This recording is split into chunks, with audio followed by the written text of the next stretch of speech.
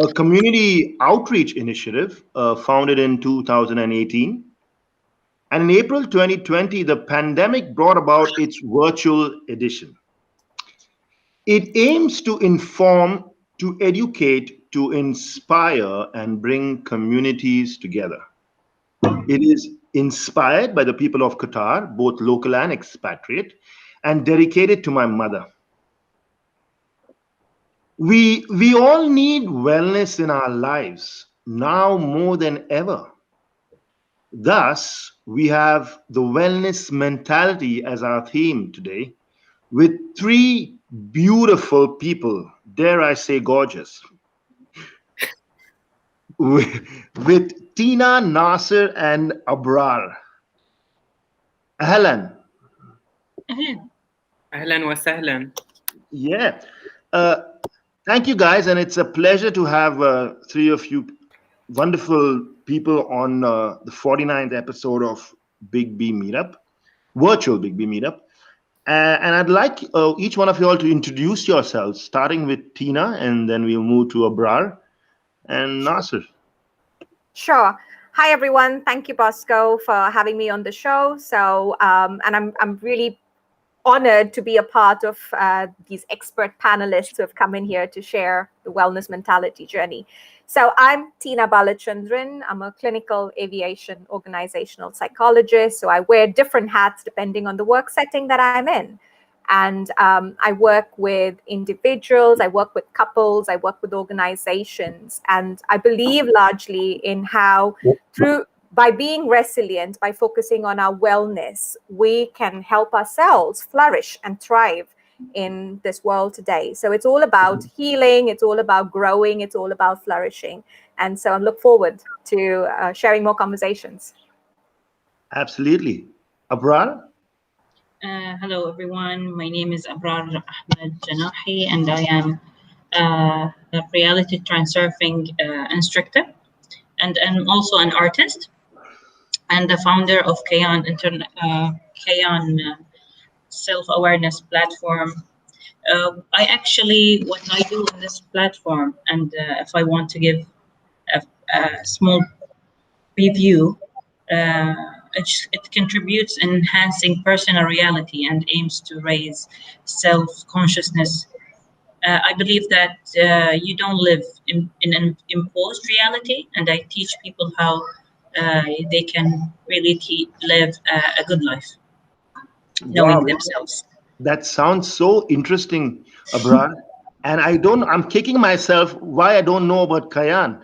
I don't know if I should kick myself or Nasser, actually, because he's never introduced me to Kayan before. It's maybe because it's in Arabic only.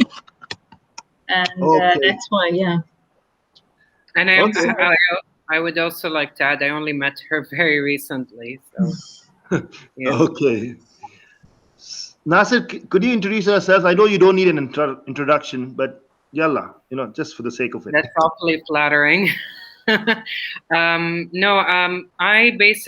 also, like Tina said, I'm quite truly, sincerely honored. I would like to extend, a huge thank you, Bosco, for actually keeping to your word and hosting us and having us on this platform.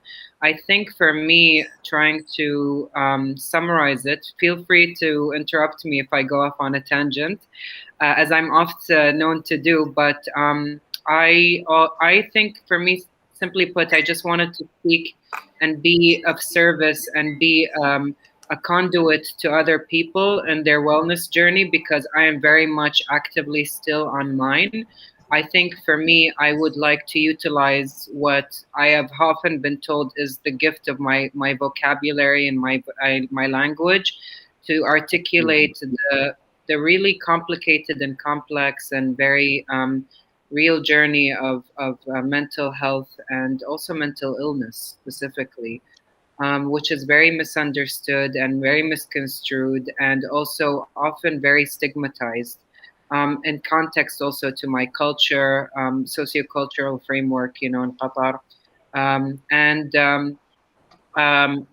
For me, I just wanted to be of service and I wanted to be of purpose.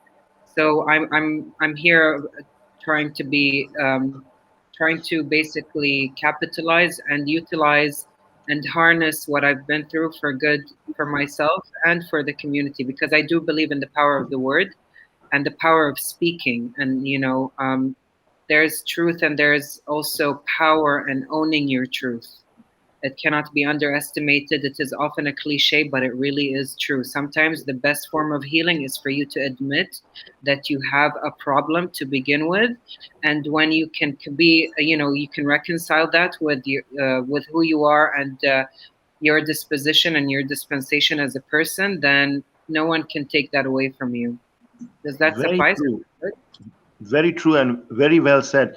Having said that, we want to come back to you with a few examples, because we want to know more about Nasser's journey. On that point, I have a generic question for all three of you all, and I'll start with I want to start with Abrar. I'm going to switch from Tina. I want to know a little bit about Abrar. Abrar, what does wellness mean to you? And I might add, what does wellness mean to Kayan? Because Okay, I'm really, yeah. wellness in general, wellness means to me is self-awareness in general.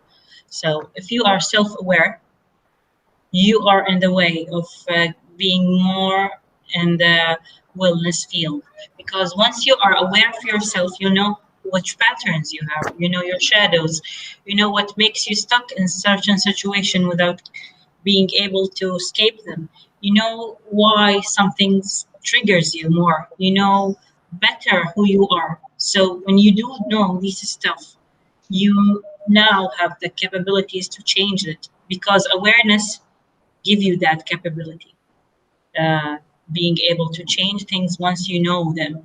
For example, if you know that you are afraid because of certain things, if you know this information, you will have the ability to change them.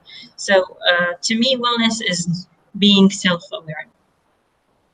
Lovely. I like that. I love that answer. Short and It's sweet. I'm afraid to go to Nasser with that question, but I have to. Nasser, what does wellness mean to you?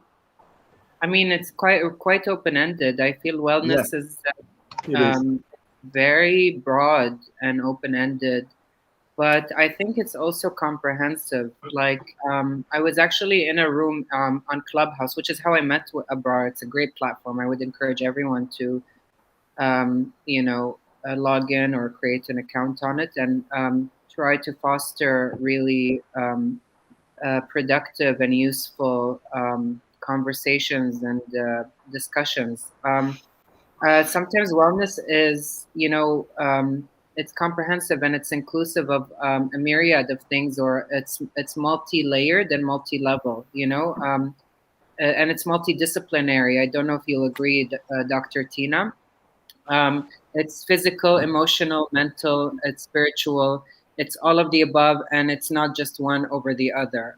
You might not be, this is something I was saying in Clubhouse yesterday in the room. Sometimes, as a perfectionist, and not as, let's say, inherently, a perfectionist, but not necessarily a perfectionist in habit. I would say, for me, it's a progress, not perfection. That's something I learned in rehab once. It's trying to make any form of progress, however much you can. Um, you know, um, the, the journey of 1,000 miles begins with one step. Is that how it goes? I think I'm True. paraphrasing, but it's actually starting and embarking on the journey of wellness, and it begins with that, and it can never end. It's never ending. You might flourish, but it never really stops. And once you actually feel like you've plateaued, then you need to continue, basically. Yeah, very true. So, should I say Dr. Tina or Captain Tina?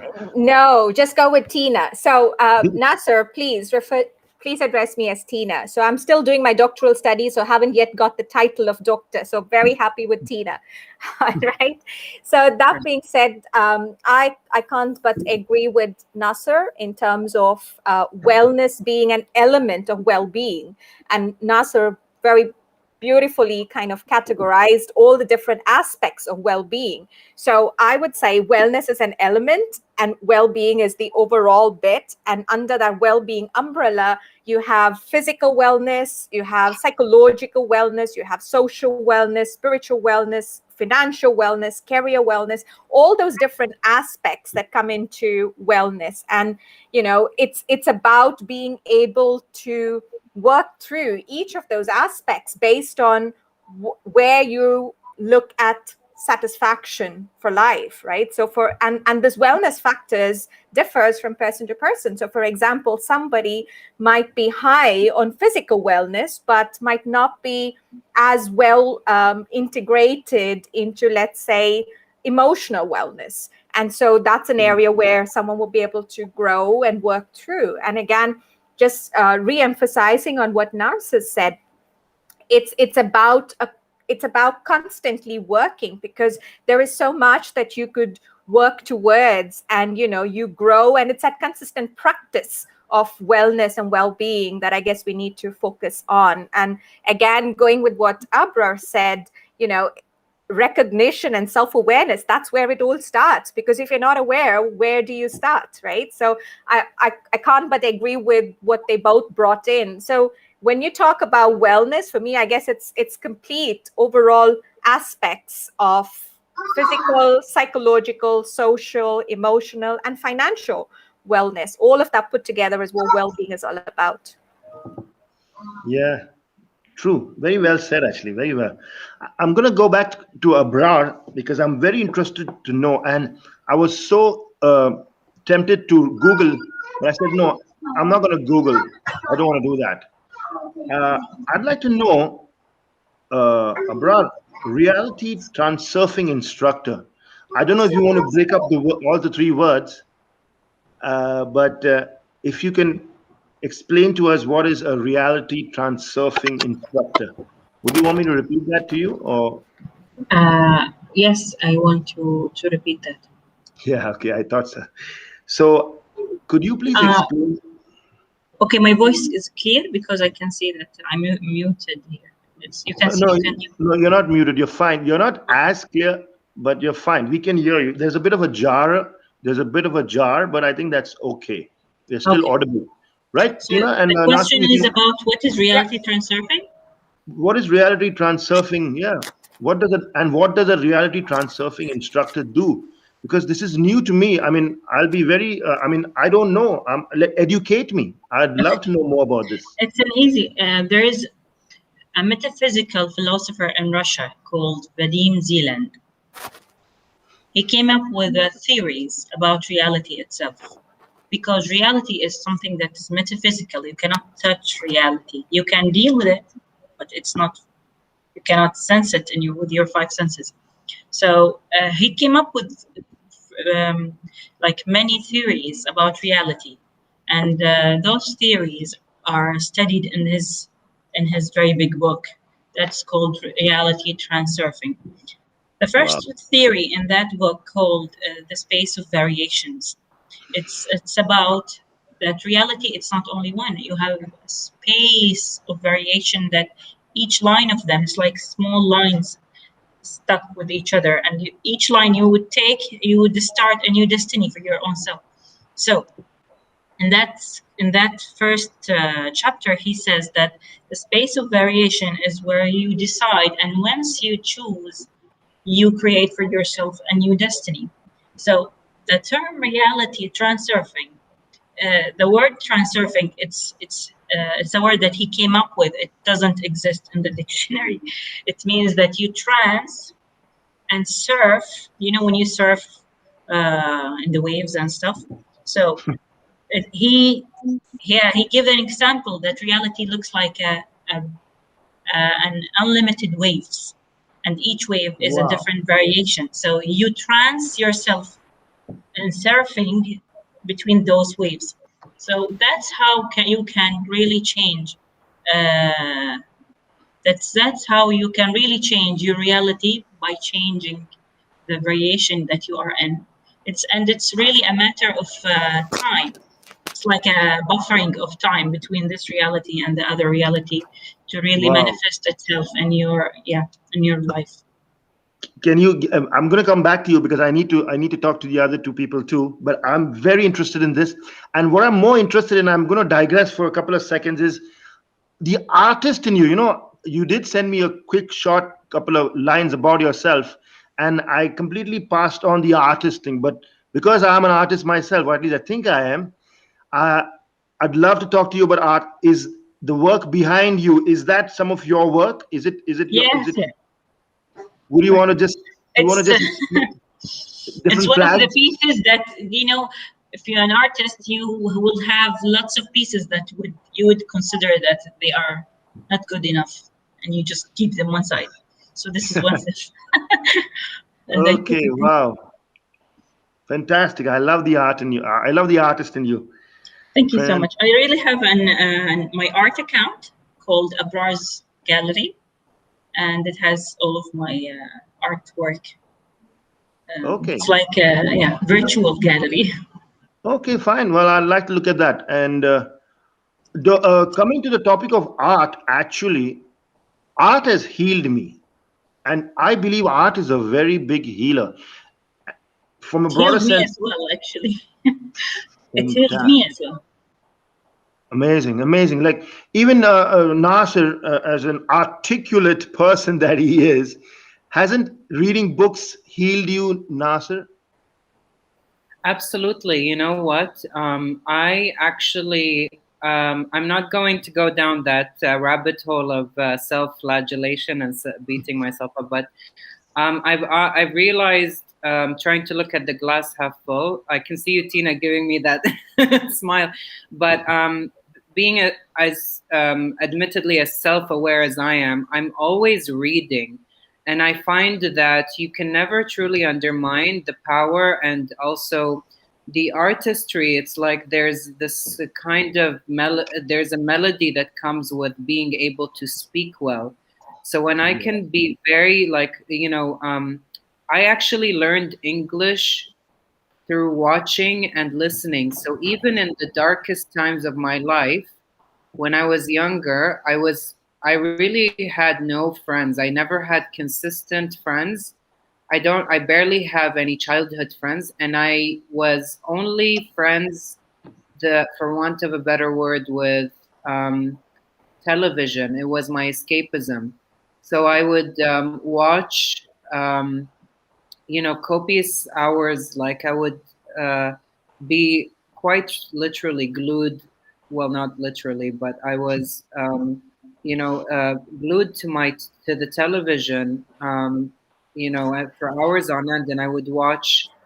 I would watch sitcoms. I would watch 90s, noughties, music videos, and I Yeah. was enamored with that. And obviously, a lot of the flack and a lot of the criticism that we get as growing up, that actually led to a lot of my childhood trauma, was that it's indecent, it's not appropriate, it's all like.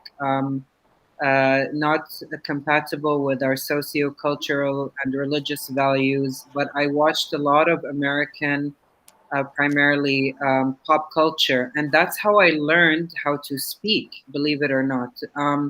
And I even my when I would clip back and I would and I would say stuff. I would mimic a lot of what I would hear. Um, and it informed my it really like it paved the way, and it was literally like me taking a canvas and using a brush and painting meticulously, but using words with my vernacular. So sometimes, as much as I feel like, I'm inadequate and I haven't amounted to much because of things, outside of my own control, I can always rely on the fact that I can speak, and I can speak well. And I'm never, I might struggle, I might go off track, I might diverge, I might get sidetracked, but I am never off, I'm seldom at a loss for words. I Yeah. might get stuck. And, going back to what you were saying, it also, the thing that really harnessed and enhanced and fine-tuned was me reading. I think when a lot of when the world feels like it's going against you and you feel like a fish out of water, as much as I did, I really dug deep, and I actually went into the deep end, and I really dived into head first into books. And it really, I think it also, I think, contributed, and it's in a sense blossomed, my imagination. It really kind of laid, it was like, what is it? What is the word you call, like, when you on a fertile ground, you soil the ground, or you know, um, to make it, Fertilize it. I mean, I you don't guess, soil it. You don't soil it. yeah. I wouldn't say yet. Soil is not the word I'm looking for, but it laid the groundwork for me Is, to be able.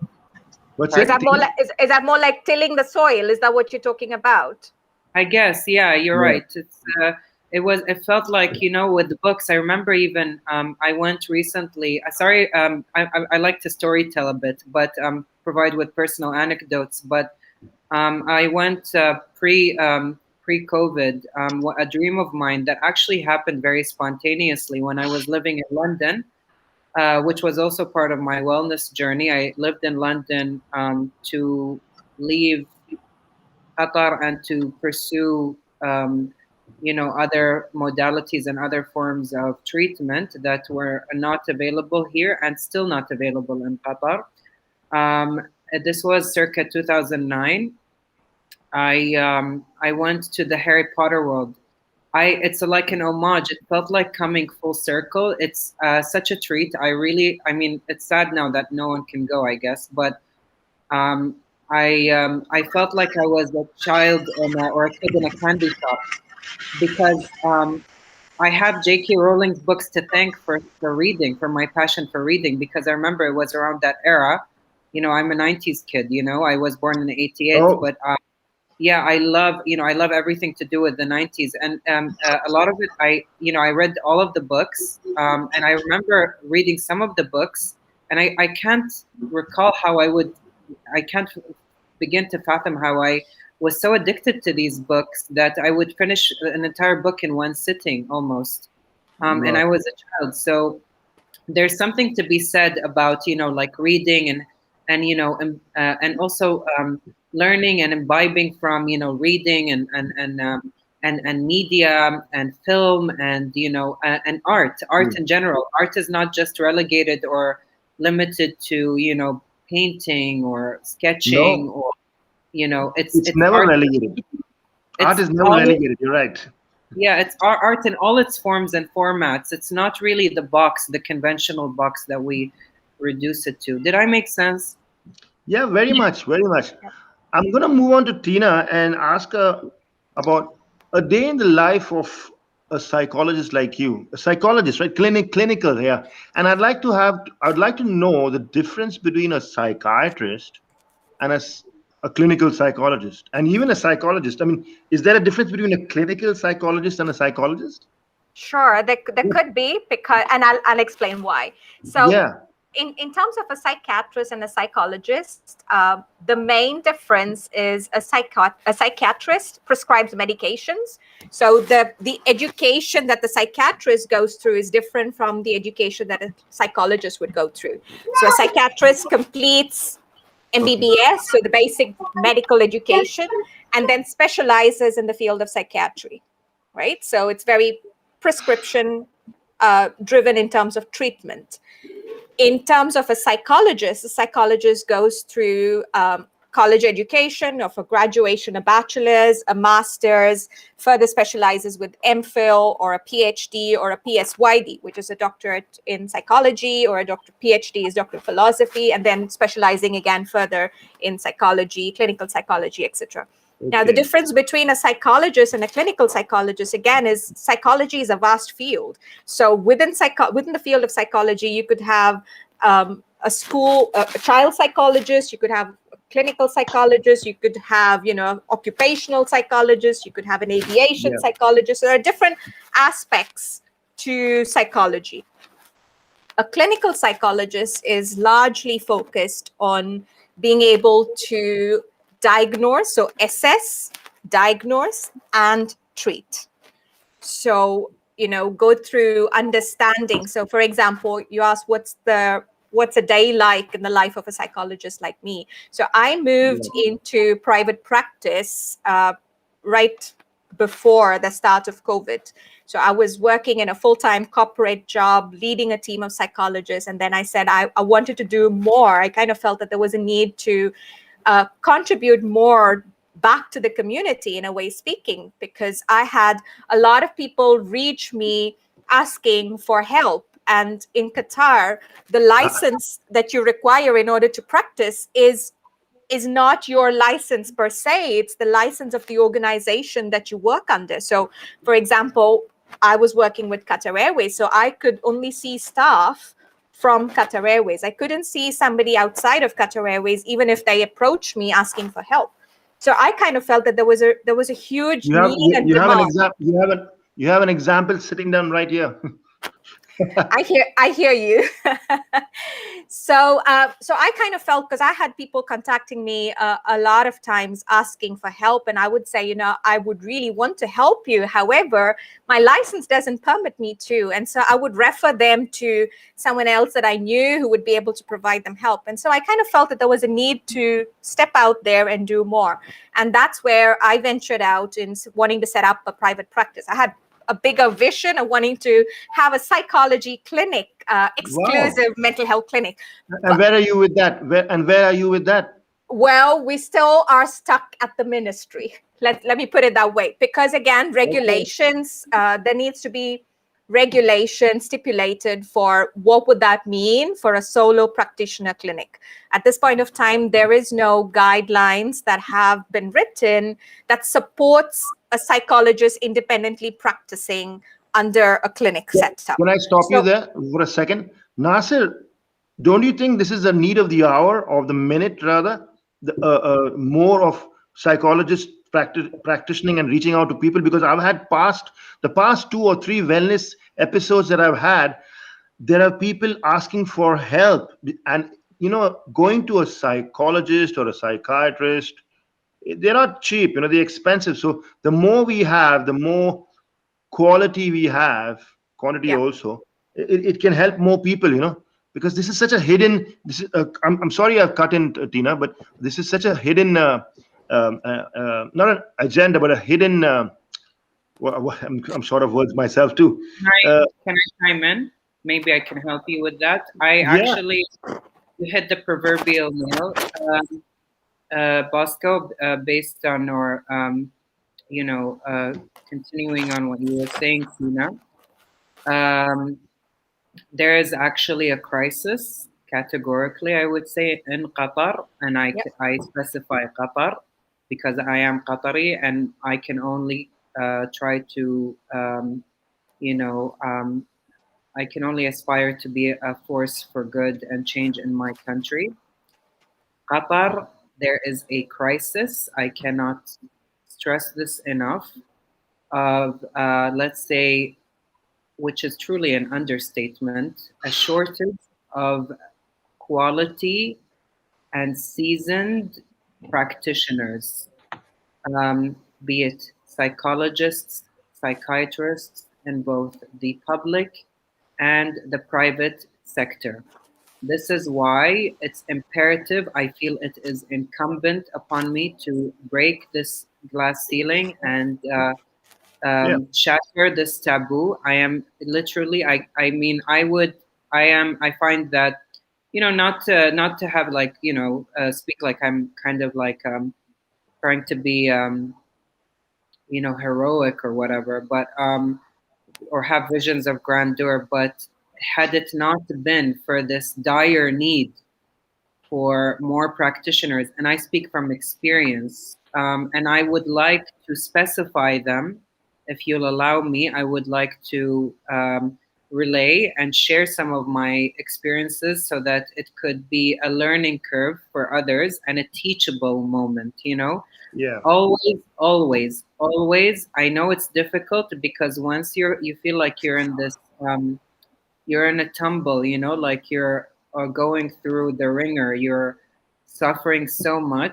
How I couldn't, for one, I didn't have the skill set to do. I still don't. I struggle with like, because these are learned skills, you know, to research, and I didn't really know how to research to find the right, um, you know, and the more, let's say, not the right, the experienced and the qualified practitioners in Qatar. They are so far and few between still, and this Yeah. journey started over 10 years ago. True. And people who still are practicing, who I think are um, truly, honestly, like I find it criminal that they still carry their licenses because what they do is it's purely done on like a commercial aspect. Like they Yeah. will, you know, they a lot of them Before you go do it. any further, Nasser, before you go any further, we want no name calling. Yeah. I want. Absolutely, no, no, no, no. I mean, I would never bring, I would never, you know, malign or you know, try quote unquote tarnish anyone's reputation. But I just want the viewers and the people to be fastidious and to really do their due diligence in searching and researching. And also, I would encourage and I implore people, you cannot underestimate. I don't know if this is a culture of complacency or laziness, it's probably both, or people being, you know, defeatist or feeling like they don't have the stamina for it. But please, please, the least you can do is leave a review behind for people to see so that they can learn from True. your experience. Absolutely. Share your Well said. Absolutely. break Well, the taboo, because if you don't break the cycle, you are as complicit as the culprits, you know. very true. Silence Very true. is a form of being complicit in anything, you know. If I you agree share with your, you. I actually wrote a review. You know, I wrote several, but not many. But I have a lot of interaction and a lot of views on my reviews because they are very thorough, they are very precise. You know, I challenge Coming, anyone. talking Yeah. of reviews, Nasir, you haven't reviewed and left a comment on virtual Big B meetup. Maybe after this show. Now, I have to stop you there because I have a bigger picture for you a little later. And having seen you talk now, I think it is fair to actually have a one-on-one with you in the future. The 1 hour on this show is not enough. It certainly is not enough with Tina and even with Abrar. Now we better get Abrar back in the show because she's trans surfing. I can see with her child. Yeah. So I want to know what would trans surfing be as opposed to uh, psychology as a clinical psychologist, and if we can have some banter between Tina and Abrar on this, how would we how can we what do you call amalgamate these two wonderful I really like this trans surfing, I mean, for me, I was breaking the word and I was saying, what will I ask Abrar? I know what is trans. I mean, there's transcribe, there's transvestite, Late. forget that, translate, yeah, and then surf, yeah, surfing in California or surfing the internet. But I mean, I'm sure this Russian guy you were talking about, I'm sorry, I can't remember his name. Yeah. He is an artist. Is he an artist also? No, he is a philosopher and physicist. Because Physician. I can, as much as you're a trans surfer, what I see exuding from you is the artist in you. I can't wait to see your gallery because I'm sure you're a very powerful artist. Having Thank you Can said so I much. that, just say something quick, Bosco? It's just so fun when you say trans surfer.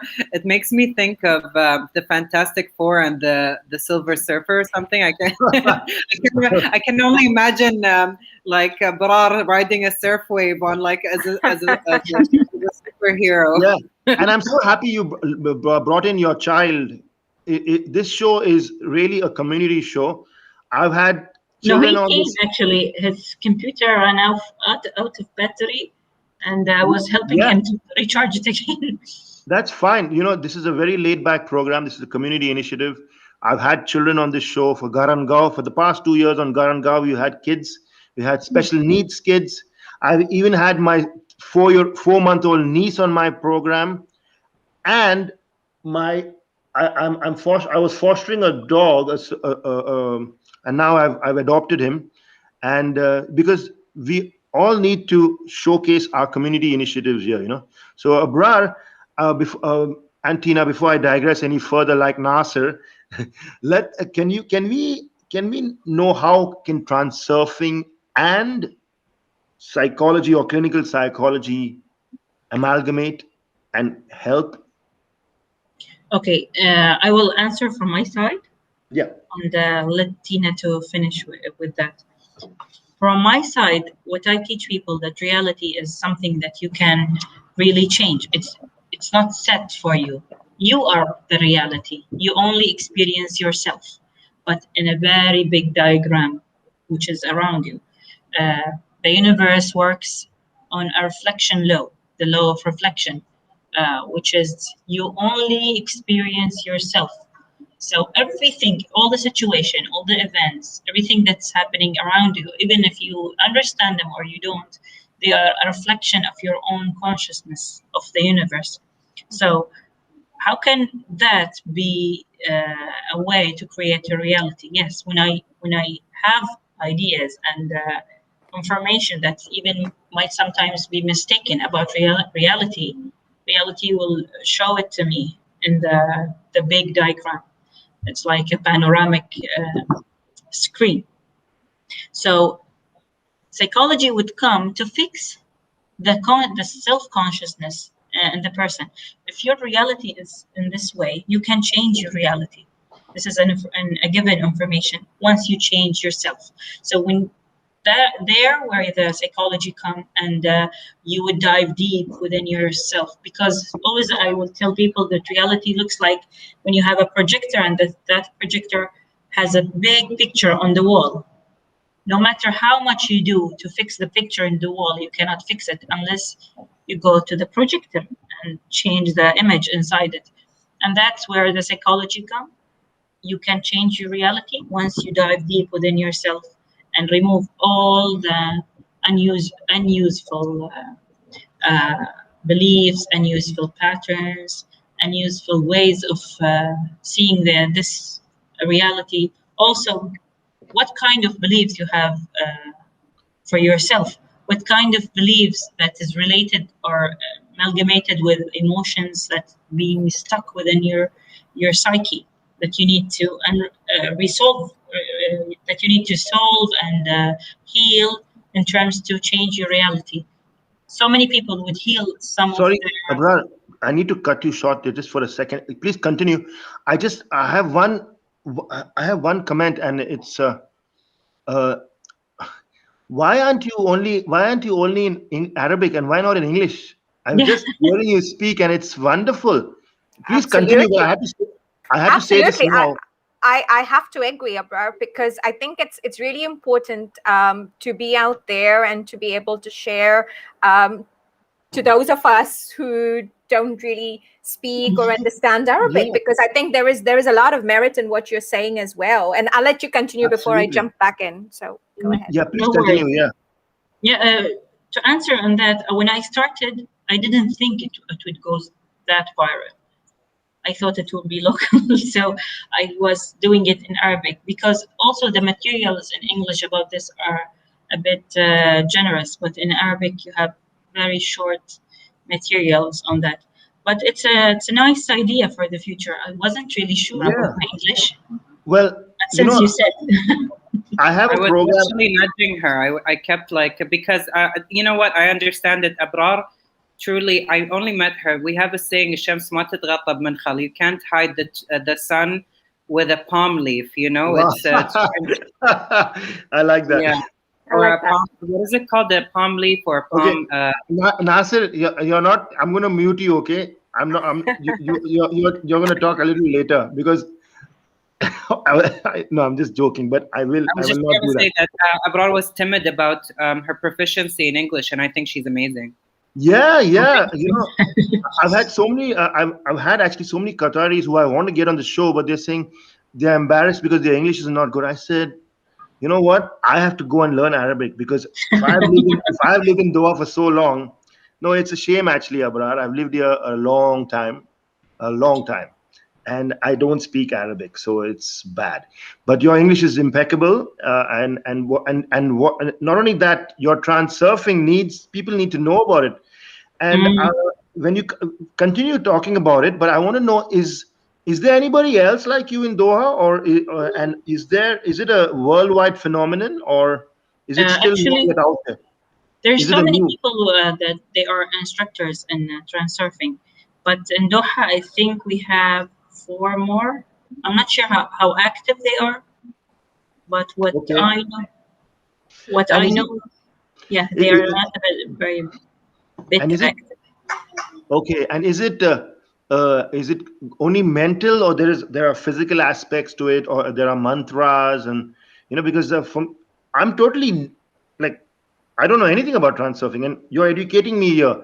And even Tina, I see she's interested, and I believe there's so much of collaborations now. It's the age of collaboration here, not competition.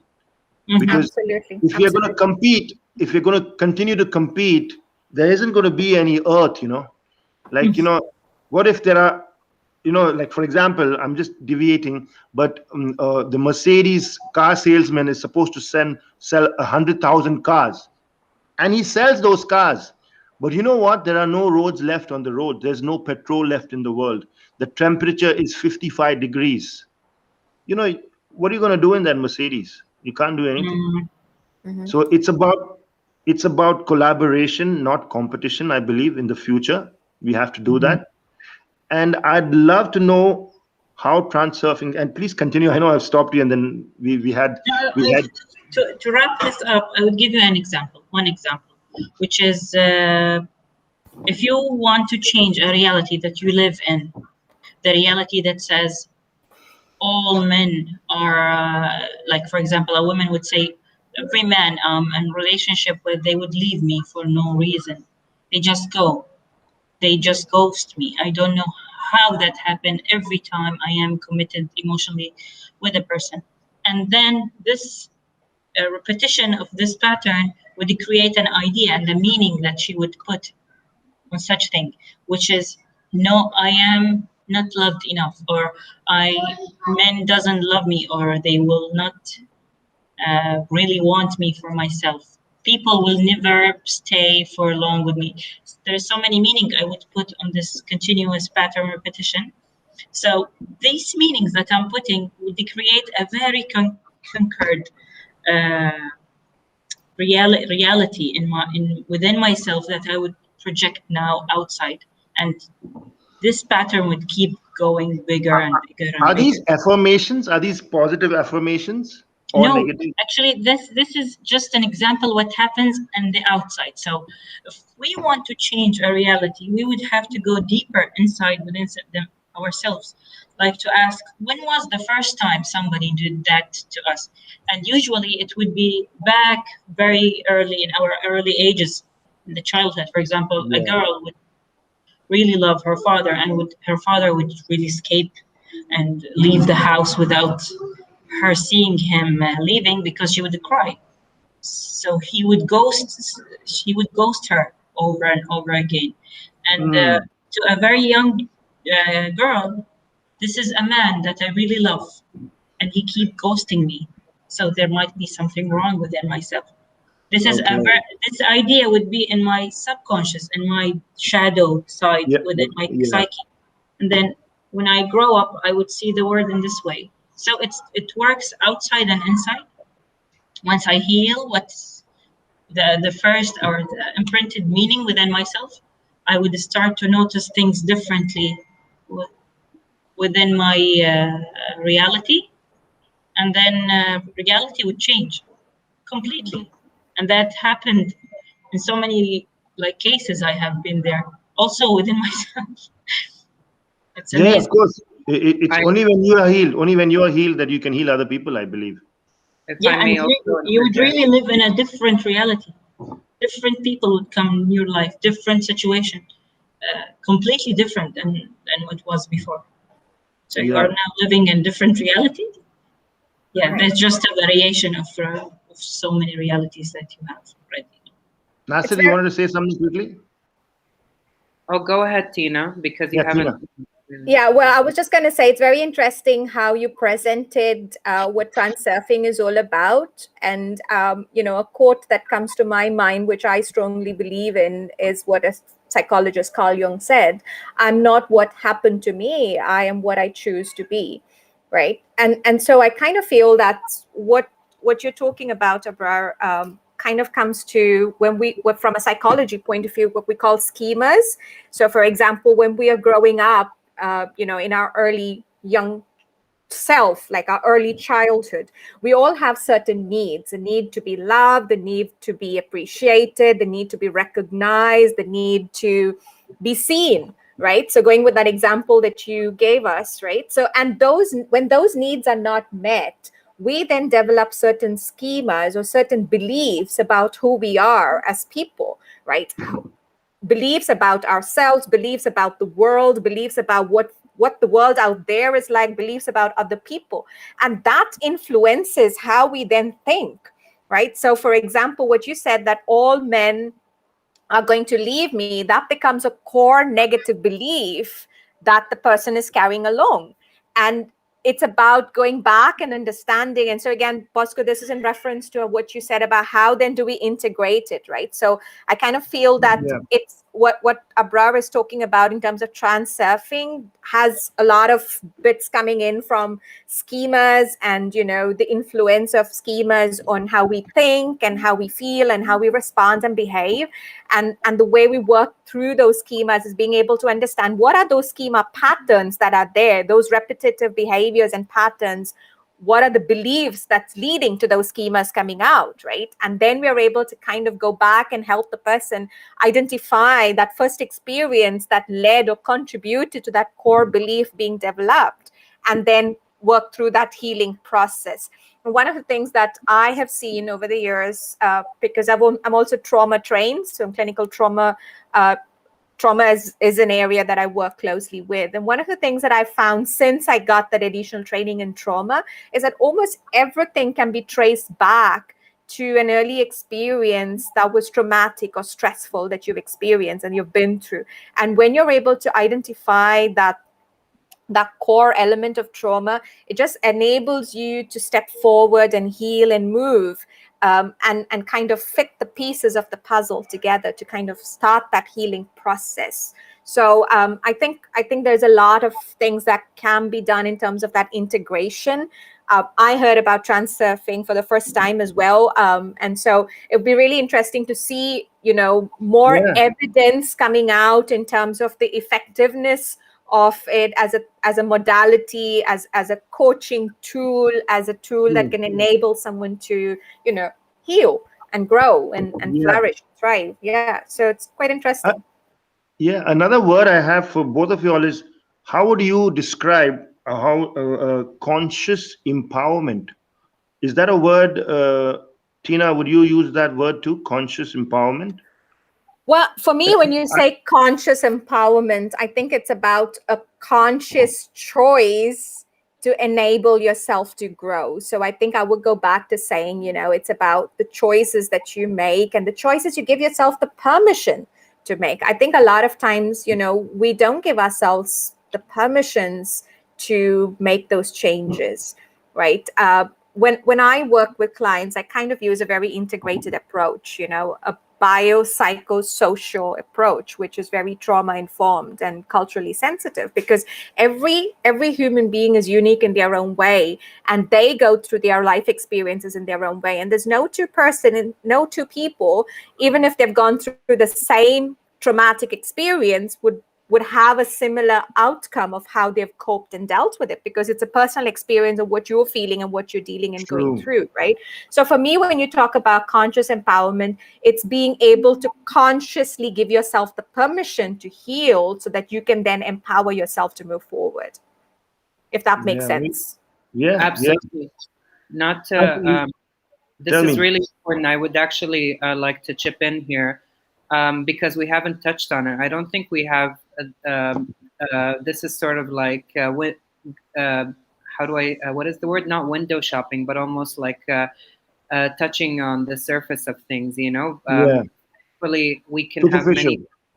Yeah. We can have many more conversations like this. I think this is just you know, the beginning. But going back to what you were saying, it really feeds into. This is something also. I don't think it's part of people's lexicon just yet. Maybe there's more awareness. Biopsychosocial, because, like I said, it's not one particular segment or one. You know, one category or one. It's not you. When we say something that's um, uh, uniform or static, or maybe I'm trying to think of another word. It's not linear. It's not Yeah. linear. Yeah, Absolutely. I don't know if you know this, Tina. Diagnostically, I'm borderline personality disorder. So for people who don't know about this, I'll let you Can I explain just because. come back 1 minute and I come back? yeah, sure. No worries. Yeah, sure. I was going. I'll let you be the one to, you know, No, give them. I would go with you sharing it from your point of view. So go ahead, Nasser. Yeah. But no, I would prefer if you actually gave the clinical description of what borderline personality disorder to those who are watching, because I would like for them to hear straight from the horse's mouth from a a qualified practitioner. But Sure. this is a disorder that is the direct result of traumas that coalesce together from a social standpoint. And I don't know if you've heard of this. You might have. I think it's interesting because it's so a little more. You know how like, and there are a lot of what they call sleeper hit movies who become cult favorites many years later. There's this course that's very intensive that I don't find a lot of people know about. It's kind of like the secret club of alumni who've done it. It's called Hoffman process. Okay. And I yeah, haven't heard of it. No. yeah, the Hoffman process. You should Google it. Anyone who's Okay. watching, I've done it in Ireland. They select. It's not a cult, but it's interesting because they do intensive week-long therapies to try to that speak on a lot of the things we're discussing. And primarily, my foray into understanding that a lot of my internalized, traumas. And the damage that has been done has a lot to do with what I endured and what I have experienced as a child. So they even, divide it up, or they kind of make it more. I think it's more like they make it more concrete and well defined about, like, addressing your inner child, addressing your, paternal. Like, I can't remember this stuff. Some of it, because I did this course like 8-9 years ago when I was in Ireland, and like this beautiful open vista. So it's like they take up this residence. They hand select the people who sign up to do it, and it's like a residency. It's like a rehab place. But this was my foray into my intensive journey into my wellness. And it's still ongoing. I still am trying to cope and recuperate with a lot of the traumas that I've endured, because again, we discussed this and we touched on it. I feel like I am qualified to say this because I am Qatari and I can only speak from my experience. I personally, and I don't speak on anyone else's behalf, come from a very in like the culmination, and like you said, Bosco, the amalgamation of so many experiences that are very, very invalidating. We come from and I live in a very, for better or worse, it's the truth is the truth. Calling a spade. It's very a patrilineal society. It's all about the male machismo. It's all about it's very paternalistic. It's very patriarchal. So that comes with its own set of difficulties and challenges, and it can cause so many traumas, and I've actually endured them. So needless to say, in a nutshell, that it is it's a lot of the schemas you said. It's a combination and a coalition of so many things. It's biochemical, it's social, and it's psychological, and it's like the perfect storm when they come together. It's literally like this tapestry. You have to untether yourself. You have to really get to the bits and pieces, and you have to take and untangle a lot of But things like Nasser, to be very frank with you, I see you're consciously empowering yourself, I would say so. Yeah, Thank and you. I'm proud of you, and that's amazing. And that's one of the reasons I have you on the show to with pride, because not many people are willing to talk. And one of the reasons I was discussing with Tina is I want people to reach out when they have a problem. They need to reach out and not just sit on brew, on it. When I had a mental breakdown, uh, it was maybe I had two or three, but and my wife was there with me all the while, and she helped me. And one of the times was I reached out to Tina. I'm not me. My wife reached out to Tina, and she couldn't help because she was tied down to a certain company. Uh, and then I realized that there are so many people out there. I could afford it, yeah, because you have insurance and things like that. But not many people, even decently paying people, cannot afford a psychologist or a psychiatrist. I would say every time. And then there's the taboo of not going. Oh, I'm fine. I'm fine. If you're not fine, you're going to suffer internally. It's like you have the bruise internally. But Nasir, you're talking about it, and that's just fantastic. That in itself is healing, isn't it, Tina? Absolutely. And thank you, Nasser, for sharing, because I think it takes a lot of courage to be out there and talk about it. And, it's all about breaking the stigma, and it's about being able to talk and being able to express and share your experience. So I'm truly grateful to you for just being you and talking about what you've been through and what you're still trying to cope and deal with. And thank you, Bosco, for sharing a bit of your experience as well. Yeah. And it's absolutely right that it's quite challenging. There's a lot of stigma, and it's not just in Qatar. Globally, mental health is quite stigmatized, and I think in Qatar there has been a lot of effort. Why do you say that? I'm sorry. Why did you? I mean, I'm not going to say I don't agree with you, but it's a revelation to me. Why do you say globally it's stigmatized? I thought it's more Because Asian or Arab. no, absolutely not. It's all over. I mean, it's all over. Mental health is an aspect that is very much stigmatized, because you're not comfortable saying, because mental health has always been viewed as illness, right? It's always about a mental disorder. It's now that there is more awareness and talk about mental health. Previously, we used to talk about mental illness, right? And it was all about a diagnosis, about people being institutionalized and people being treated, which is where a very medical line is been put together in terms of treatment. So you go to a psychiatrist, and the psychiatrist then kind of refers you to the psychologist as an additional form of treatment. But the modalities are changing now. The way people are starting to talk about mental health is different. So I'd like to look at, and this is kind of going with what's now being talked about in terms of mental health as a dual continuum model, right? So you have someone who could have mental health issues but still be well and functioning, right? Yeah. And Nasser, you just demonstrated and you shared about how you're still dealing with all the challenges, but you're functioning, you're coping, and you're able to be out there and contribute in the best way that you can. And you could have someone who has absolutely no mental health diagnosis, so no mental illness, but does not have wellness elements, is still feeling that they're not doing enough, or they're feeling that they're kind of down and low and under. So it's not always about having a diagnosis from a wellness point of view. So on the x-axis, you could have mental health to mental ill health, and on the y-axis, you could have wellness, from high wellness to low wellness, right? And I guess it's an integration of all of this that kind of allows or helps us to kind of work through this. And that's where it's important to be able to talk about what it is that you're dealing with.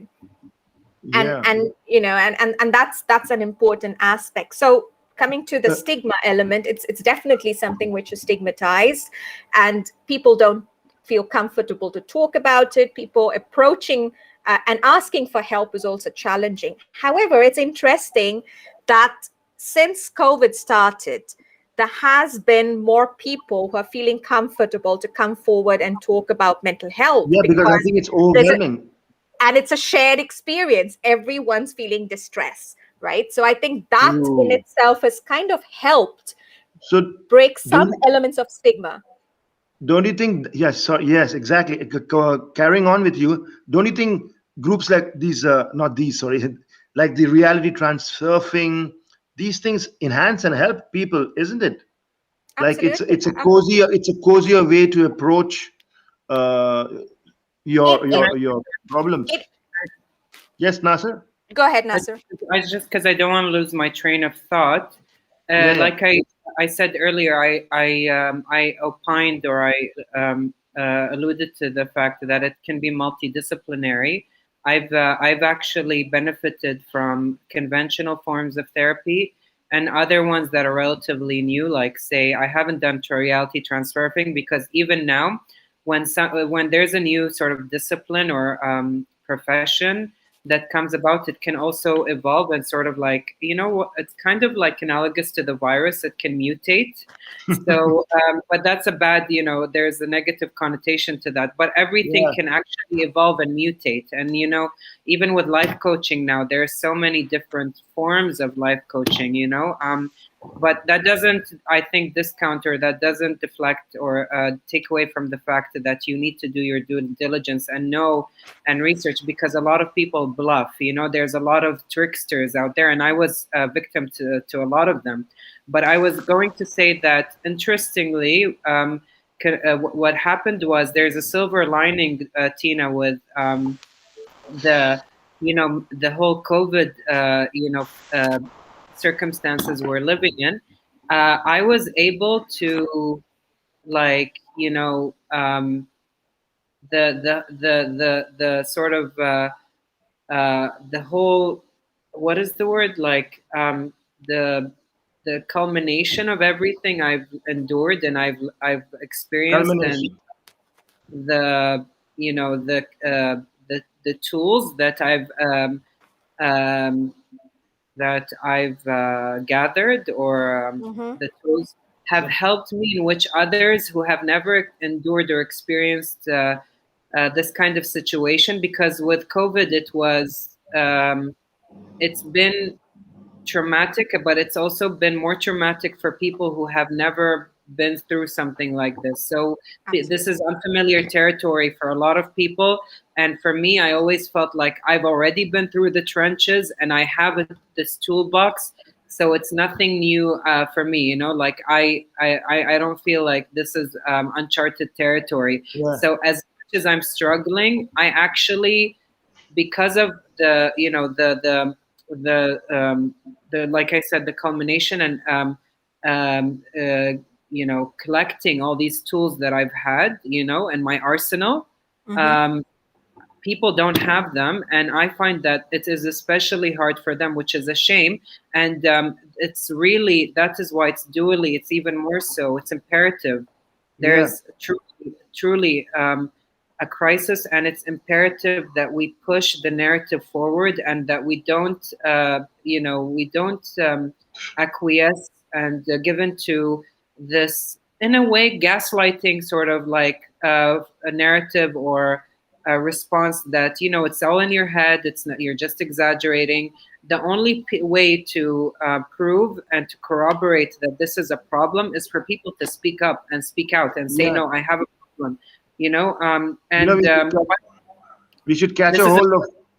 Sorry, there were sorry, Nasser. Yeah, you can continue, but we should get a hold of Abrar before she goes back trans surfing, because you know what? We've actually passed the 1 hour mark, the 4 minutes after 1 hour, and I have so many more questions.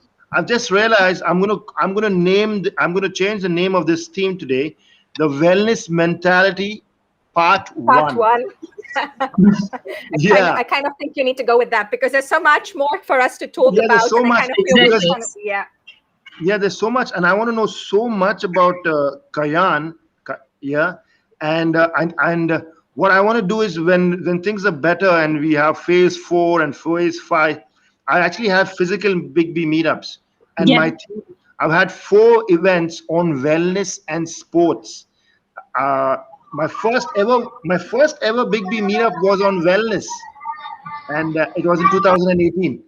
So what I want to do is definitely have you guys on board for a wellness episode.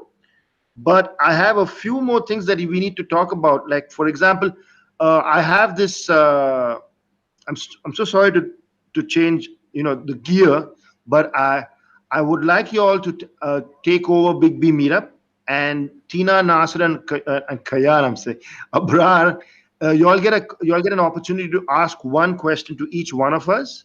I'd like to really do that quickly, and then if you all could give us your message of love and peace, uh, that's the signing off part. But maybe it could be a wellness message. And if there's one more topic you'll want to talk about, I'd love to hear from y'all. I can go on for another half an hour. I don't mind, but I think we need to keep it really a little more crisp, because we could. I mean, as I said, I can go on, but we keep losing Abrar, and she's got a kid with her, so we need to respect everybody's time also. But how would you all like to have a part two in a couple of months? What do you think?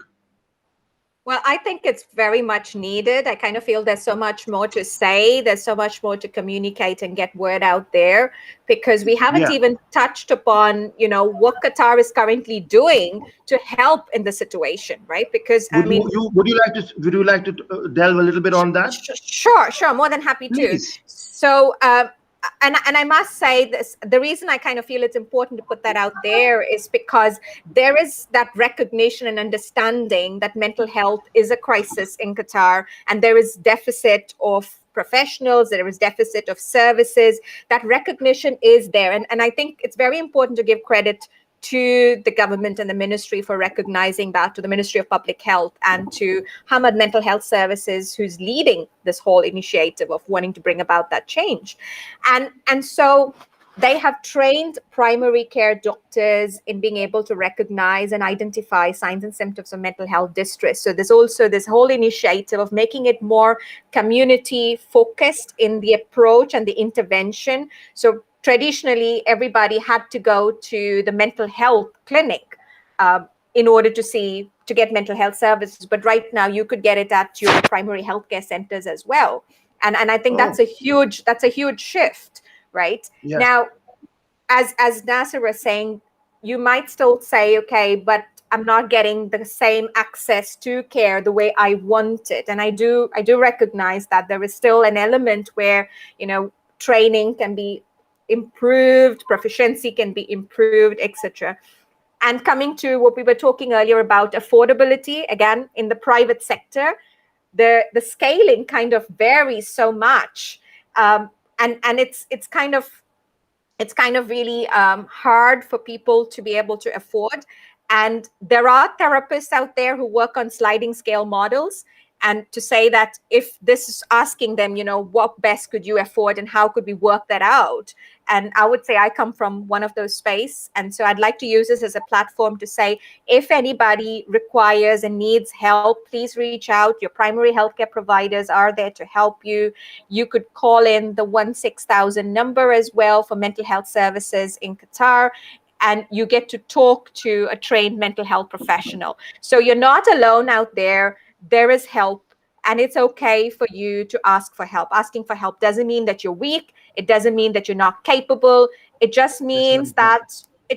that you need help, and you It just need means that you're somebody to free. talk. It means that you become free. You become free from your shackles. You literally, like, your wings have not been clipped. You can soar. You can fly. And I'm going to add something. This is important. Just because I'm very astute, or I'm acutely aware of the people who are watching. I was going to go back. If you could quickly mention, because maybe this is not the best time or the right platform, but just because I already brought it up, I have borderline personality disorder. Personality. Quickly mention it. Can a snapshot? Can you? Sure, Yeah. absolutely. Thank you for reminding about that and bringing it up, Nasser. So a bipolar personality disorder is a personality disorder. It's basically, it impacts how you look at, or rather your view of, yourself, your world, your whole system, I would say. And as I think Nasser kind of touched upon, the impact that it has and the trauma elements from where it comes from.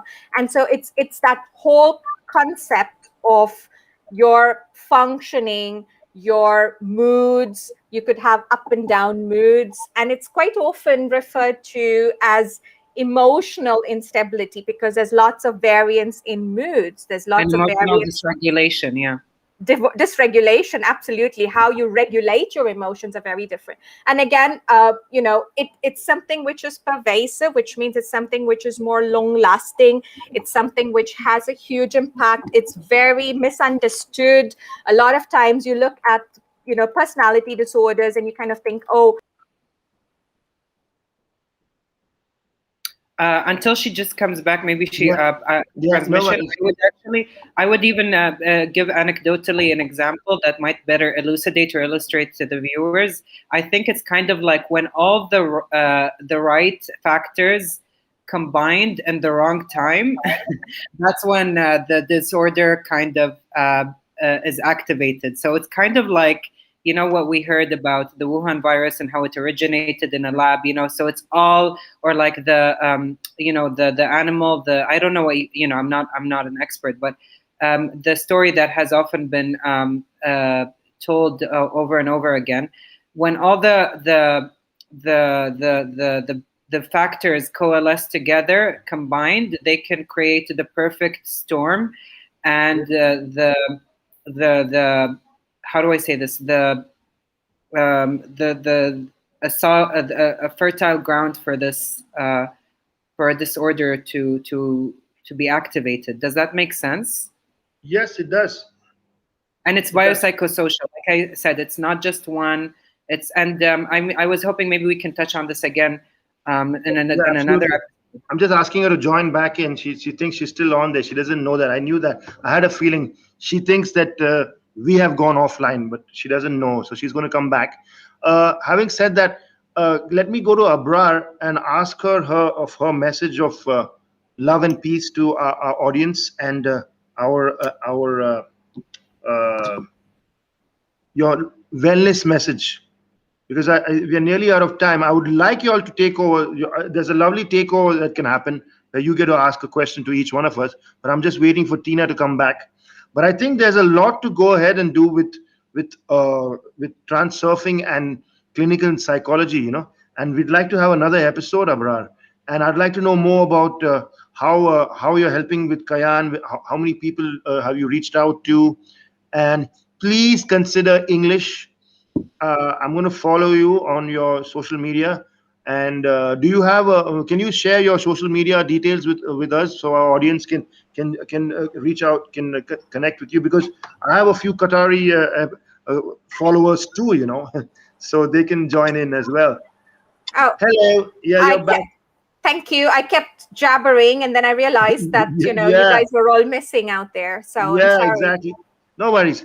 Well, we'll just move to Abrar and then we'll come back to you. Sure. I've asked Abrar for her message of love and peace and even her wellness message. But since you're back, would you want to do a takeover, a quick one question to each one of us? That's a very interesting part of my Big B meetups where people love to take over. I'm sure Nasser is itching to ask us a question each. So do you want me to go? Yeah, let's go with you, Tina. Okay, so Abrar, I'm very interested to understand what's the evidence in terms of the transurfing, the reality transurfing procedure or process. Is there any evidence to support the change that you can see? Is it evidence-based? Is there a lot of research that has already gone into it as a modality that can be used? It can be used in terms the evidence in this field is in the quantum physics section, especially in the string theory. If you are aware of the string theory, it says the universe is based on vibrations. And once you are resonating with a certain vibration, you will be in that vibration. It will be your reality. For example, a very poor man would resonate himself within the Oops. Oh, okay. This has happened very often with some other people also, not on my show, but on other programs. I don't know if the internet is playing Tront or what. Well, Uh, the internet connection is quite strong, so I'm not sure what no, no, no. happens. But yeah. Worldwide, I believe I mean, I think as in, I feel like social media has its challenges, and I hope mainstream, old school media like print media doesn't die, because I feel that we are all being force fed, on the internet. It just came through, and I'm like, just imagine everything is on the net now. Whatever you want, even the damn TV, for excuse my French, but even the television is through the internet. So if you don't have a strong internet band, it doesn't come through. Gone are the days when we were kids. We had the little rotor, and we had an antenna, and we kept changing. Oh, I want to hear Bahrain. I want to hear Dubai. I want to get some other channels. So all the information you get is fed online. Yeah. So you cannot. I mean, and it's doctored. It is. It is. I was just going to say something really quick. I also wanted to reiterate, because I think throughout this whole discussion or this whole live stream, it was only mentioned once. I am oft known, or I think due to my sort of psychology, if you will, I tend to focus, and I have this proclivity to latch on to the maybe more negative aspects of my journey, but it is, I think you can, it's actually a fact, it needs to be said again. I have to reiterate what you said, Tina, about people calling the helpline 1-600. This is so important. And also, I'm putting it out there from my lips to God's ears. I hope that prices. I think it's crucial. Actually, I think even in private clinics, because there's not really a lot of. I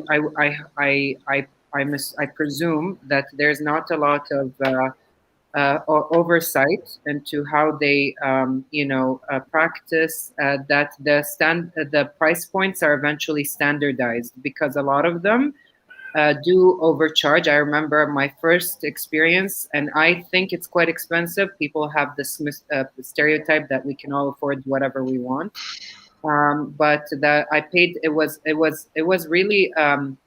It was really difficult, and it felt like really hefty, and charge. 500 reals is a lot for Yeah, one. yeah. I have paid that amount, couple of, and not once. Yeah. Weekly. Yeah, and then it's extortionate, considering that you don't even know if you're paying a person who's worth that much money. Like you might not have vetted them properly, but I like to allocate some level of compassion towards the the clients or the people who are sick, because I wasn't given that courtesy. I was always just chastised and told, oh, you didn't do your research. And I'm like, I'm 17. I'm already going through enough. Like now I need to figure out, but lesson learned. And also, this is something very important, Tina. It comes through when you speak and your inflections and the way you present yourself. Not every qualified clinician, it's not as one size fits all. You might go to see a person who works for someone else and who doesn't work for you, and vice versa. Yeah. And this is very important. It's the fact that you haven't found your match. It's kind of like going. I give this example of going to a hairdresser. There's no hairdresser that's perfect for everyone. So you need to find someone. Talking of hairdresser. I'll just finish it off with this point here. You need to find the person you synchronize with, that you harmonize with, and that person also needs to have, truly, I cannot emphasize this enough, compassion. A lot of them are very clinical, but they lack human human compassion. I have people in Right. who really grit my teeth and who rile me up and get under my skin because they talk in theory and not enough to you as a person. You know what I mean?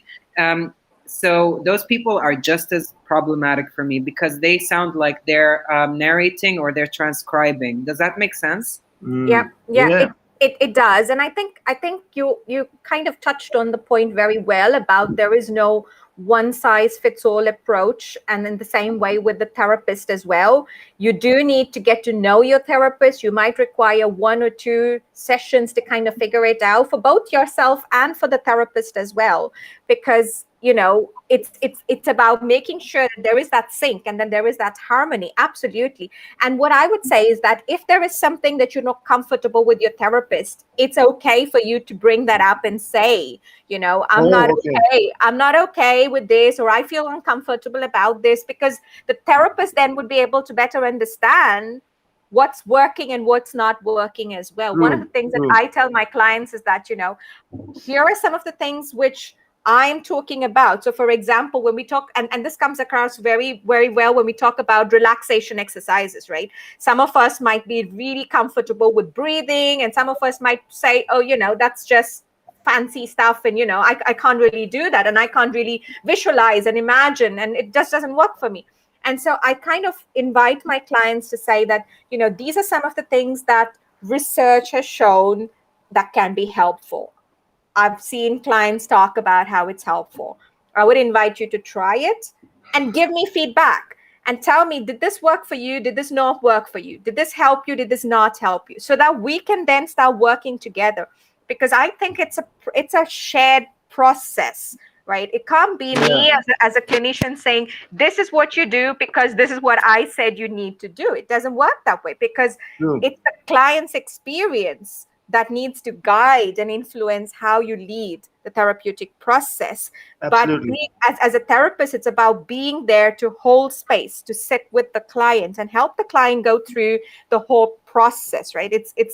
I look at it as, when you're going through something difficult, you can get caught in kind of like the hamster going round and round in the wheel, for a better, analogy or a metaphor, if I may, because and you get stuck in that loop because of what you're experiencing. And Abrar earlier mentioned about those patterns, the core beliefs, the negative experiences, the trauma, whatever it is that you've experienced kind of gets you stuck in that cycle. And the more you continue with that same pattern, you kind of continue by like the hamster keeping busy. And so I invite clients to say that, okay, what you need to do then is to kind of be able to stop that process and ask yourself, how else, right? And when you're coming to the therapist, it's about exploring that how else process. It's about being able to understand where it's coming from. How else could you look at it? How else could you start creating that change and difference? So I completely agree with what you said, Nasser. It's about trying and researching, being able to find the therapist. And if the therapist doesn't work for you, it's okay for you to voice that out. And sometimes I tell my clients as well, as part of the initial process, that if I feel I'm not able to contribute to help you, I will discuss that with you so that I could refer you to someone else who might be able to help you better. Right? Yeah. Because sometimes certain aspects are beyond the scope of what I would do. And so then when I get to that point, or when I recognize that, I'm very open and transparent with my clients from the beginning to say that if we come across something, or if either you identify or I identify that this is beyond the scope of what I can do, I'd come forward to you and say, because yes, I'm a psychologist. Yes, I'm a clinical psychologist, but I don't know everything as well. There are certain areas, certain aspects that I don't work with. Yeah, true. Right? So it's again about both the therapist and the client being able to have those open discussions and working out what works best. And be very weary of those who say that they are like, I've honestly been in very precarious situations with people who, and I could have truly, by the grace of God, I was saved by the bell, because I wasn't really, no, truly, like I wasn't. No, I agree with you. I had a situation. It's truly, I mean, I need to, actually elucidate with an example. I was in, bizarrely, I met with someone who insisted that we meet in a by the lounge and next to a pool in a hotel, and that he proclaimed to be some sort of coach. I don't know what he was, but it just came off like a lot of a whole lot of hogwash, a load of hubris. And I think, once I did it after the fact. I should have did it the other way around. I started asking him questions. Well, what are your qualifications? Which is really truly a standard run-of-the-mill questions that I am entitled to ask. And he started going crazy. He went off his rocker, and he literally started almost speaking to me in a threatening manner. You know what I mean? So I cannot stress this enough, that you have to be diligent. And you said something really, really, really important. Tina. I actually I'm still struggling with this, because I have this proclivity. I remember one of the many things I tried was I went to see a hypnotherapist, and I don't remember what for exactly, but I couldn't. I intellectualize everything, so I can be to a degree quite cerebral. I don't know if anyone understands what cerebral means, but please, if you don't, by all means, Google it. It's a really great word. But I get caught up in my head, and I'm like, this is a whole lot of bullish, it's and I was just like, kind of almost like analyzing it as it is happening, like when you're giving commentary in a movie. And I was like, I can't trust, this is ridiculous. This is just a waste of my time. Even though I kept going, but sometimes it's really like switching off your brain, because you have to trust the results. And even if you don't trust the process. So, I do the same. It's really very, very much, I think it's a form of self-sabotage, if you will. Like when I download all these apps, Headspace, I don't know what are I can't think of the other apps, I forget, but all about the meditation. I'm like, I'm not sure. Like, and in my mind, I start to make jokes about it, and I think of like someone saying something in the same monotone voice that's really funny, and trying to I take the piss out of it, but like it is effective if you look at the results. Research has shown. Time and time again that it is actually effective. So, you might not believe it, but it doesn't mean that it's not true. You know what I mean? Okay, So, Nasser, we'll have to close shop here today. And I'm a bit, I don't want to, but I might be thrown out of this studio today, in 5 minutes. But having said that, I haven't yet hit deep breathing, anxiety attacks, affirmations, invisible symptoms, visible symptoms, self-help, popping pills, which I hate, and that's what I want to negate. A quick fix, which is not good, but it helps sometimes, maybe. But we'll have to do it on another time. And you'll be amazed by so many people giving us positive affirmations. They love this episode. As always, we've lost Abrar. She is, I think, in Russia right now, transurfing. Tina, I still want to get that message. I am here, Bosco. Can you hear me? Oh, we can, but we can't see you. We can't see you. No. I was long time now. So I'll come back. We can't see you, but So, Tina, you had a question, but I think we'll have. If we can get a quick answer, but I'm worried it might go on for another half an hour, and we cannot do that. Can you see me now? It's fine. No, we can't see you. I'm sorry. Okay. So we will do another session, I guess. It's better. Yeah, we will. But we want your message of love and peace. If you can just give us a quick message of love and peace, then Nasser will finish his, and then Tina will do hers, and then we will close this episode, which is the longest episode, the second longest actually. The longest episode was with Khalid Al-Jaber. Okay, love and peace. Actually, all the problems or the suffering people go. Hang on, just 1 minute. Is there any way we can see your beautiful face, or it's difficult for that? 1 minute. Oops. Oh, we lost her, I guess. I do want to say this because people don't know that much. Yeah, please go ahead. Say it.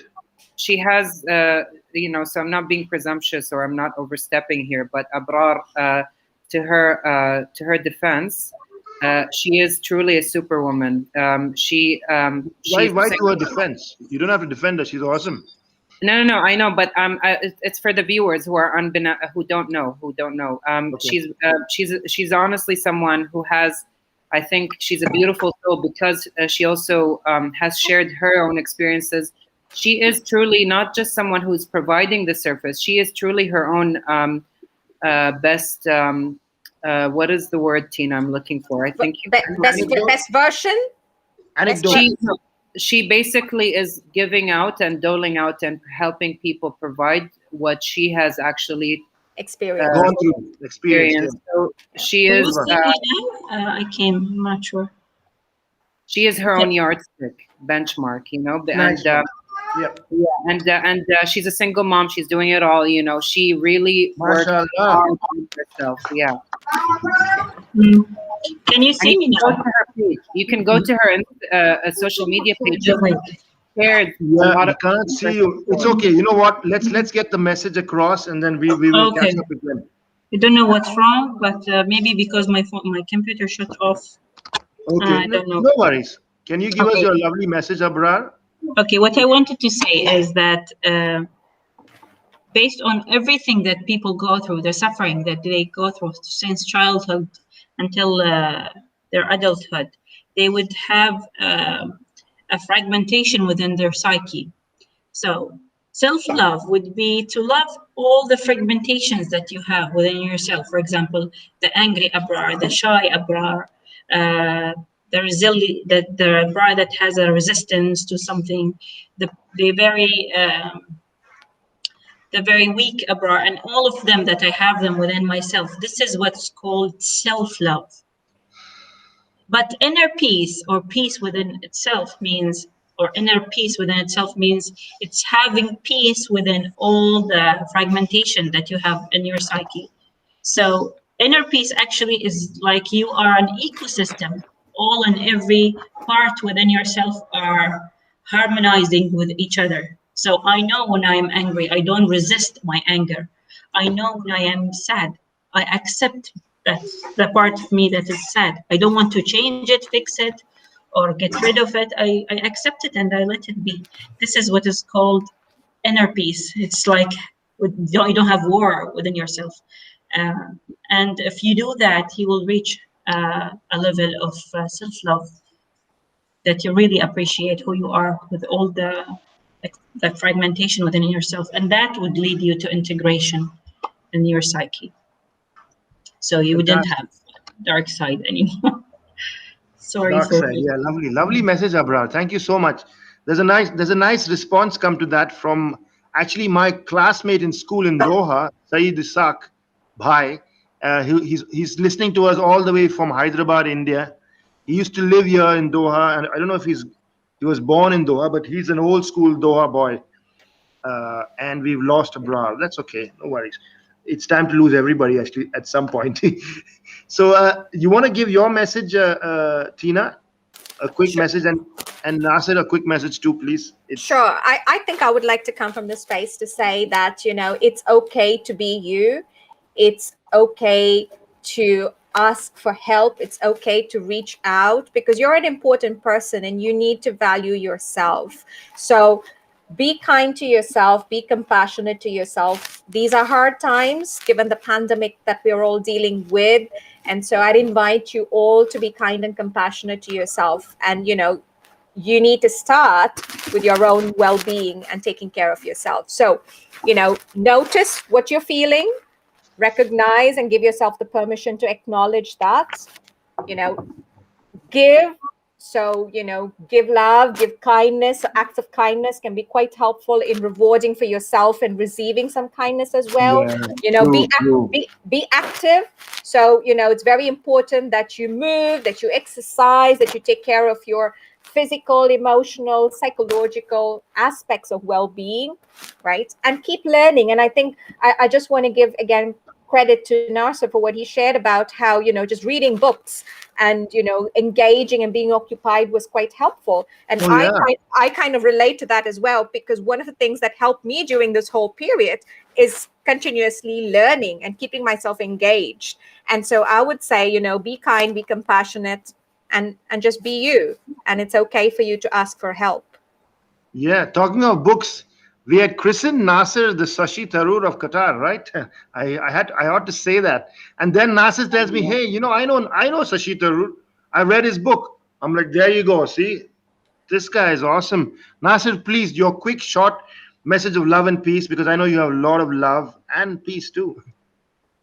Well, interestingly, thank you so much. I'm not sure I would.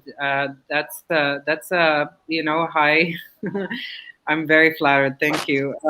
But I would say I would actually like to use this platform. You can forgive, but you also should not forget sometimes, but only if you can live at peace with yourself. And there's something to be said. Obviously, you shouldn't be a literalist even when it comes to these proverbs or, you know, whatever. I can't remember the other word, but like, don't. As long as do what makes you comfortable. Happiness is also very subjective. I remember, I think Anne Hathaway, and I'm paraphrasing here, I remember cataloging something she said, and I always had this interesting, it's very problematic for me that the one thing, the singular thing we should all aspire to is happiness. Happiness is by its own nature fleeting. Sometimes I'd rather just have peace of mind. I'd rather be more stable. So that there's a distinction to be made there. I just want some people to think about that. And also, Can you repeat that? Can you repeat Sorry? what you said, the last sentence? Can you repeat that sentence? Happiness is not what I would encourage the people watching, the viewers and the followers to necessarily ascribe to and to aspire to, Okay. because it seems almost like virtually impossible. It's like you're setting yourself up for something that cannot be attained. It's more about wellness. That's the word I was looking for. Could Yeah. I interrupt there and just to kind of support what you're saying, Nasser, is to add that happiness is what you define it to be for yourself. Right? So Yeah. Yeah. And also I would say that agency, I maybe, I'm falling, it's like serendipitous, maybe it's coming into my own and claiming my fate. My destiny is, to speak on this. Maybe that's why I'm here. And it all comes from the, inherent and innate belief that I have to be my own agent. Like if you haven't read a book on the subject that you seek, you have to write it. So I can't say it enough. Like, I come hell or high water, I've done everything. I've exhausted all my options. There's no stone I've left unturned, and now is the time where I can say confidently and categorically and wholeheartedly, absolutely, there's nothing I haven't done. I've swam the 7 seas. I've crossed 1,000 miles. Now I have to speak on it. If I have to be a pioneer in it, so be it. Sometimes the cause itself demands that you speak. Some people think that they take the passenger seat and they forget that they can take the driver's seat and they have to steer the wheel. So take the bull by the horns. Don't let it don't be a rag doll. Don't be like, I'm just nebulous and I'm neither here nor there. No, be there. Be something, well defined. Does that make sense? Yes, it makes sense. On that note, it also makes sense to close this episode. Although I want to just add saying that, have you thought about when is a book in the offing? Nasser, there's a book that you should write a book. You should. You deserve a book. We'll make it manifest. Yeah, well, absolutely, guys. It was a pleasure to host Nasser, Tina, and Abrar. She is transurfing, And I just love that word, and I'm going to be using that word so often, and I want to learn more about that. Yeah, it's so nice. You learn something new every day. Don't you believe that? Absolutely. And I Absolutely. and I and I feel I've connected Tina and Nasser in some way. I just feel that, and I think we have now that phase one is opened up. We need to sit down over a cup of coffee or even a karak chai. No, actually, chai is better. Let's sit on a cup of nice Indian masala tea, not the Qatari karak chai. Masala chai Indian style is way better than the Qatari stuff. Well, I I think can I think it's an excellent opportunity to connect, and I'd be more than happy to explore how else, Nasser, we could work together to create difference, to be more out there, and create the needed change. Be the catalysts to help break the stigma and help True. people get more access to the needed support and more. Yeah. Guys, it and was a pleasure. yeah. And Yeah. people, by the way, like it's not like we are any different than anyone watching us now. We just decided to speak. So Yeah, by all true. means, Exactly. it's going to it takes a village. So it's all about Absolutely. combined efforts of all of us. I tend to take issue with people who, even then, like, we could kudos to people who do good things even for their own agenda. I don't care. There are people who do things because they have self-serving purpose reasons and self-serving purposes. But hey, if it all adds up, every little bit counts, brick over brick. We will build the wall. So True. we want to shatter walls. Yalla, And on that, guys. On that note, I'll need to say ma salama. Thank you so much, guys, and thank you all for all the viewers. And they loved you all because I got so many positive messages from so many people. where are the viewers? I can't see how many people are watching. For the life of me, I can't figure this thing out. That's okay for the time being. Guys, see you and take care. And remember, Thank you. wellness is so important.